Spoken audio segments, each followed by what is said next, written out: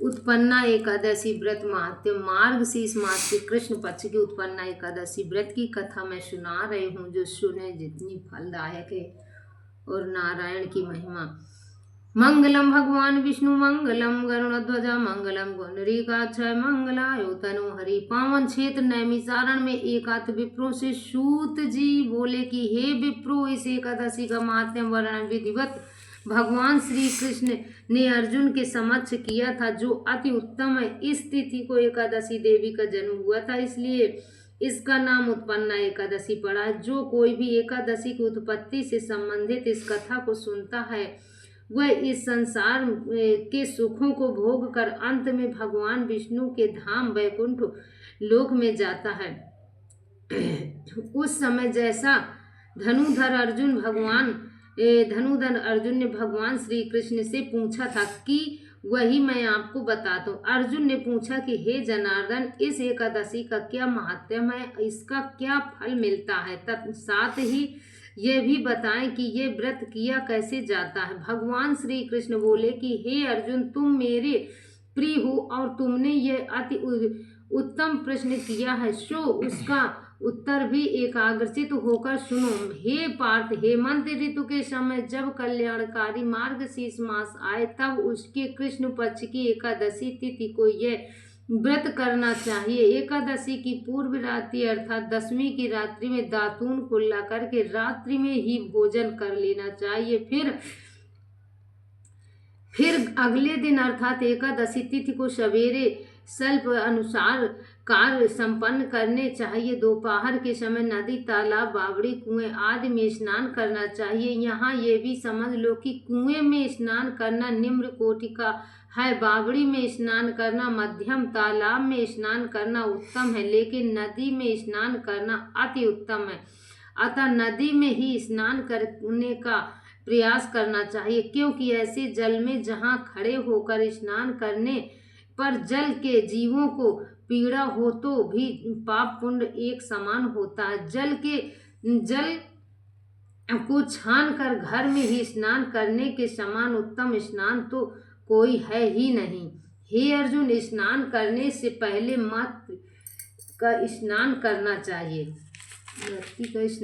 चाहिए। इसमें पूरे शरीर पर मिट्टी का लेप करना चाहिए। मिट्टी का स्नान करना चाहिए और मिट्टी का लेप करना चाहिए। उस समय इस मंत्र को बोलना चाहिए।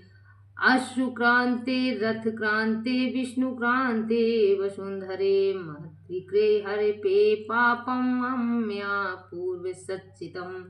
अर्थात हे वसुंधरे, पृथ्वी देवी, अश्व, घोड़े, रथ तुम पर चलते हैं। भगवान विष्णु ने भी 52 रूप से तुम्हें अपने पैरों से नाप डाला। हे मृत्यु के पिछले समय में मैंने जो भी पाप किए हैं, तुम उन सबका हरण कर लो। इस प्रकार स्नान उपरांत संकल्प पूर्वक पापी, झूठे, पाखंडी, पर स्त्रीगामी, चोर आदि से दूर रहे। मैथुन, निंद्रा, काम, क्रोध आदि का त्याग कर दे। यदि अज्ञानतावश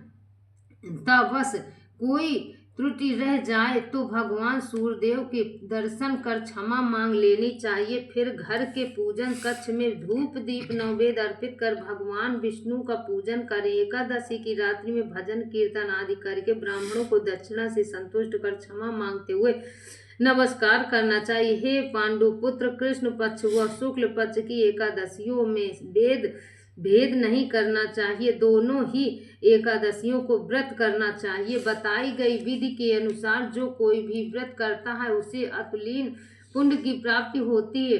व्रतकर्ता को वही पुण्य मिलता है जो शंख द्वार तीर्थ में स्नान दर्शन करने से मिलता है। प्रभास क्षेत्र में सूर्य व चंद्र ग्रहण काल में स्नान करने से जो पुण्य मिलता है, वह एकादशी व्रती को मिलता है। केदार क्षेत्र में जल सेवन से धरती का पुनः जन्म नहीं मिलता। जो एकादशी का व्रत करता है, उसे अश्वमेध यज्ञ से 100 गुना अधिक फल मिलता है। तपस्वी जनों को अपने घर भोजन कराने से जो पुण्य प्राप्ति होती है, वह फल एकादशी के व्रतकर्ता को निश्चय ही प्राप्त होता है। वेद पाठी विप्र को 1000 गौओं का दान करने का जो फल मिलता है, उसे भी 100 गुना अधिक फल एकादशी का व्रत करने वाले को मिलता है। कौन्तेय, 10 श्रेष्ठ विप्रों को भोजन कराने से जो पुण्य मिलता है उससे 1000 गुना पुण्य एक ब्रह्मचारी को भोजन कराने से मिलता है, उसके भी 1000 गुना पुण्य कन्या दान का उससे 10 गुना अधिक अन्न दान का होता। भूमि दान व कन्या दान से भी 10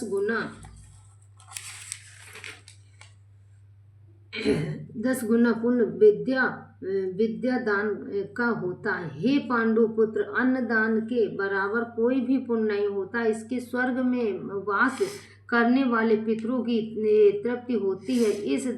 इस तरह जितने भी जप तप तीर्थ सेवन का फल होता है वह एकादशी व्रत फल के बराबर नहीं होता था। एकादशी का व्रत अवश्य करना चाहिए। इस व्रत में शंख का जल सेवन करना चाहिए। एकादशी व्रत का फल 1000 यज्ञों से भी कहीं अधिक है। अर्जुन ने एकादशी की ऐसी महिमा सुनी तो उसने भगवान श्री कृष्ण से पूछा कि हे मधुसूदन, आपने एकादशी की महिमा का जो वर्णन किया है वह सब ठीक है, लेकिन ऐसा क्यों है? पुण्यमयी एक एकादशी उत्पन्न कैसे हुई? संसार में इसे इतना पवित्र क्यों माना गया है? तथा देवताओं को भी ये प्रिय क्यों है? मेरे इन संशयों का आप निवारण करें।